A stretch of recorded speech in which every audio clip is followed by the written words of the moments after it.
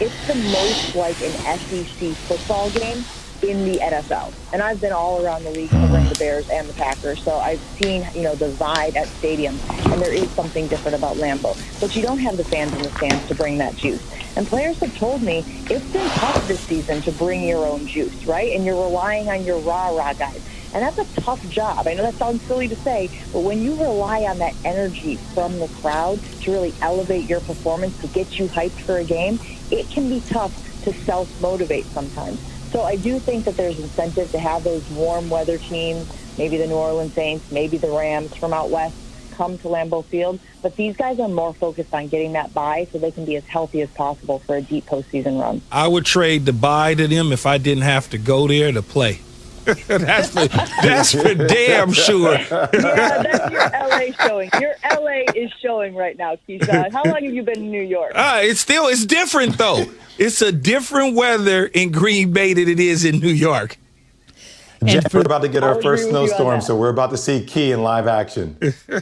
And for those of you listening in the tri-state area, Key, just wait for the next 24 hours. If you thought it was bad right now, just wait till you see what it's going to be like this time tomorrow. So we had some great conversation there with Jen, from a two-time MVP to a guy that's looking for another MVP. That would be going from Giannis to Aaron Rodgers, with the Pack ready to go on Saturday Night Football this week. And, of course, you can hear Jen and company this Wednesday morning on ESPN Milwaukee. Jen, thank you so much. Thanks a lot, Jen. Thanks, Jen. I thought she raised a really good point, fellas, which is to say that Green Bay is the smallest market in American professional major sports in this country. I mean, Canada's Canada with hockey and the NHL, and the Toronto Raptors, of course, who are now coming stateside, as we know.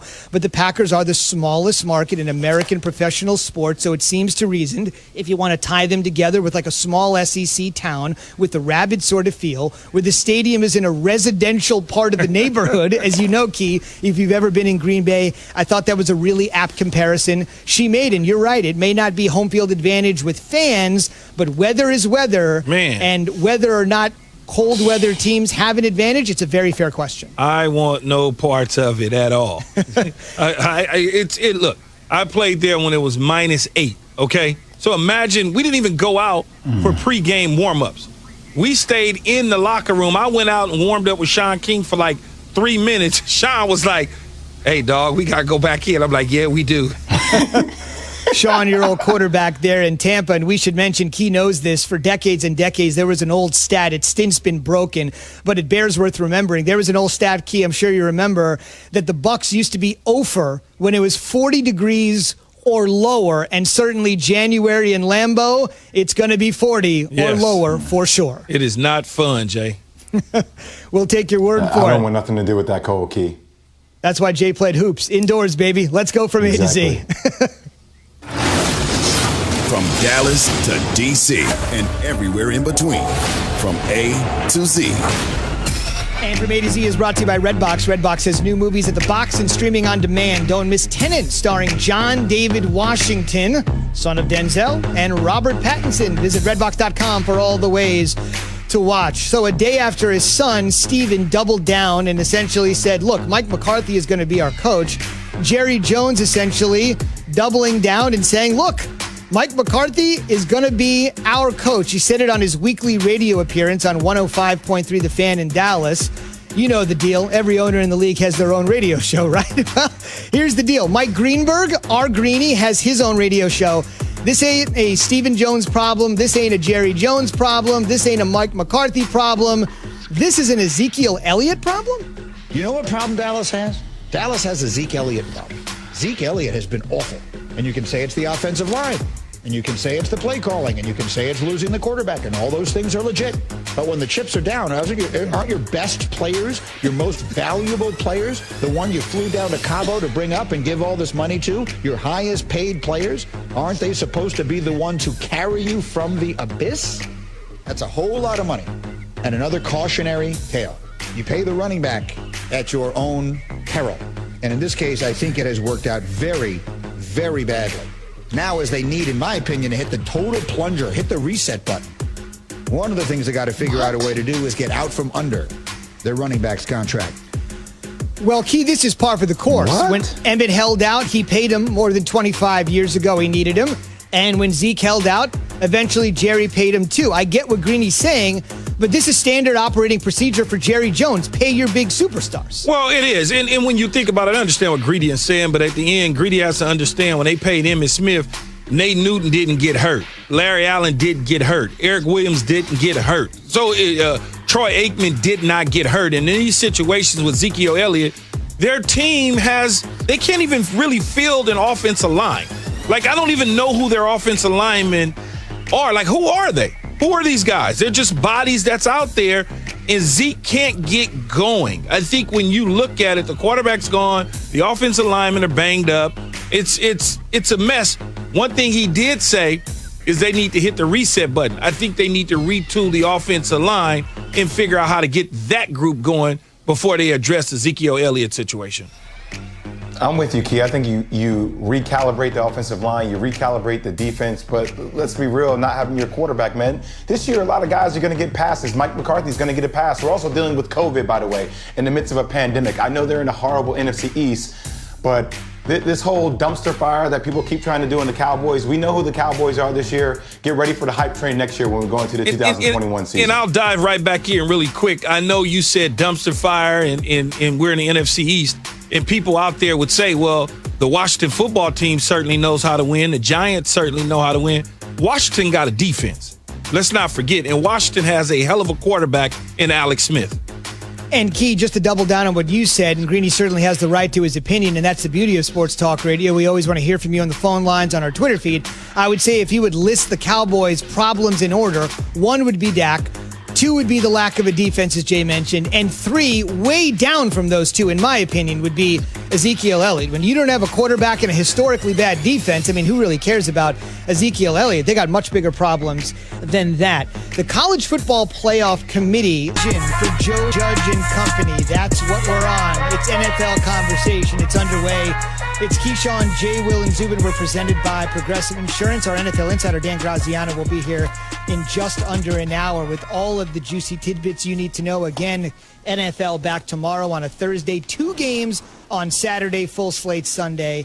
And then, of course, we'll roll on with Monday Night Football as well. And, Key, let me just state the deal here for Joe Judge. They're coming off that loss to the Arizona Cardinals.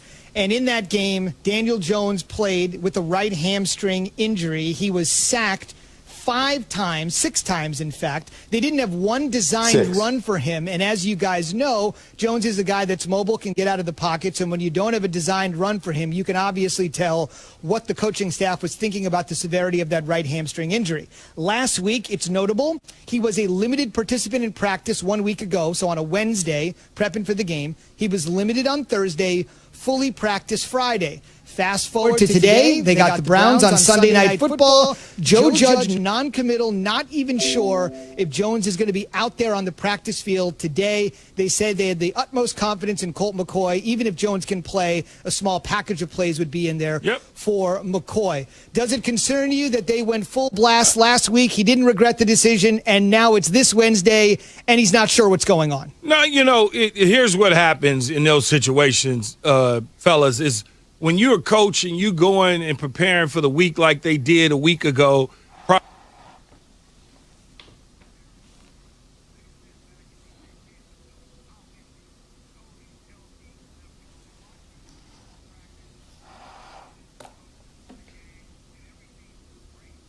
can assess practice in pregame when live bullets go to flying. Once the live bullets go to flying, it's a totally different situation. After watching the film, they probably went back and met as a staff and said, you know what, we would have been better off with Colt McCoy, who beat the Seattle Seahawks on the road, and it gave us the best chance to win. We made a decision based on thinking that Daniel Jones was going to be Daniel from practice. Now, when you look at it this week, the decision this week is being made off of what they saw last week in his progress throughout the course of the week while he's practicing. And they most likely are going to go with Colt McCoy because Colt McCoy gives them the best chance to win when both of those guys are healthy. It's not an indictment against Daniel Jones. It has more to do with the injury than it does anything.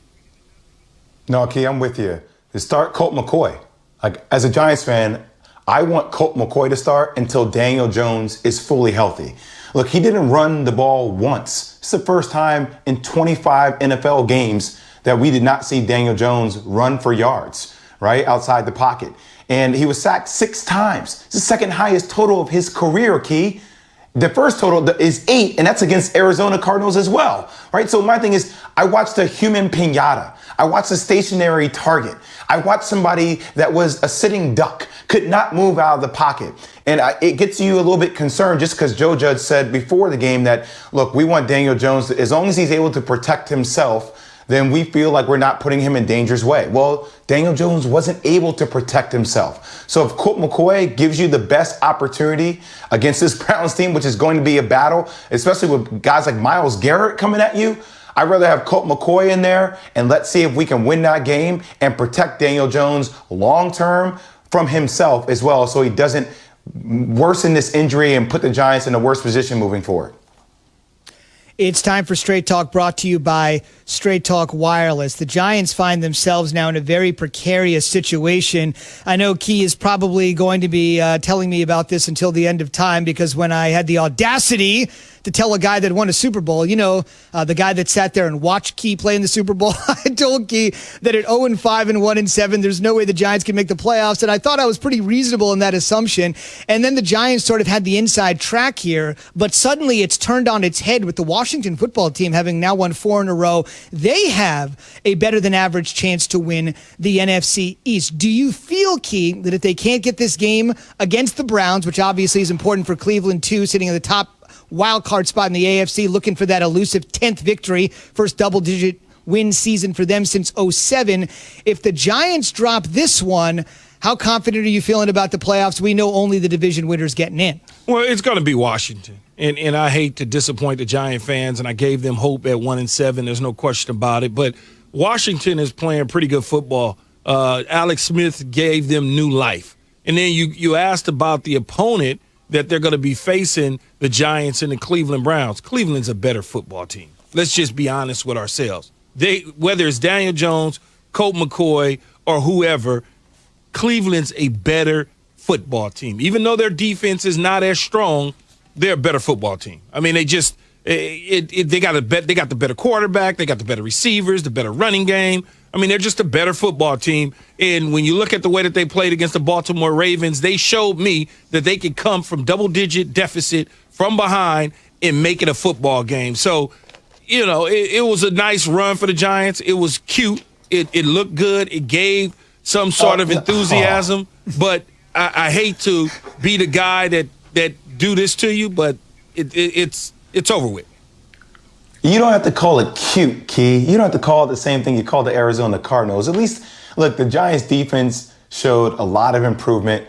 Gallman has played well. Daniel Jones has stepped up, has played well. They've done a really good job. But, I mean, look at Murderer's Row, Zubin. Look at the last 3 games. I mean, with the exception of the Cowboys. But the Browns and the Ravens, right? And they're one game behind the Washington football team, whereas the Washington football team plays Seattle. They play the Panthers. They play the Eagles. We'll see how Jalen Hurts handles that. But I agree with Key. Washington's winning the NFC East, and Chase Young has been an absolute beast. If you have not watched Chase Young play, you are doing yourself a disservice this year. Look, you look. Here's what I would say.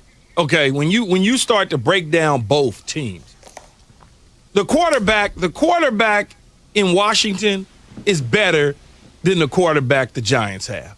He's been to playoff games. He's been all of those sort of things. Ron Rivera's been a head coach in a Super Bowl. So it's it was good. There's no question about it, Zubin. It was good. It was great for them. It was great. We'll have Week 15 of the NFL starting tomorrow. Chargers, Raiders. Once again, 2 games on Saturday, one involving the Bills, one involving the Packers. So a couple Super Bowl contenders, a dozen games Sunday, Steelers and the Bengals Monday night on ESPN. Can't wait.